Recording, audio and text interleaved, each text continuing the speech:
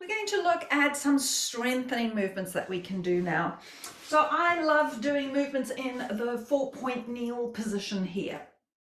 Make sure that your hands are slightly in front of your shoulders. If they're directly underneath, you can often feel a bit of pinching in the shoulder joint. So a little bit further forward means the arm bone can just drop. Tuck your toes under, and I'll just tuck this in so that you can see. You want to have a nice long spine.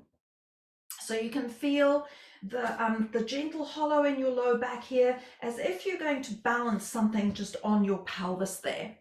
And then all we want to do is just rocking forward and backwards. So we get carrying on with our rocking theme. We're going to go forward and back. And just loading through your hips, loading through your wrists. And then we're going to rock side to side and just releasing your hips. So if your hips are feeling a bit tight, as you go sideways, you might even feel a bit of a stretch going down sort of through the side of the hip here.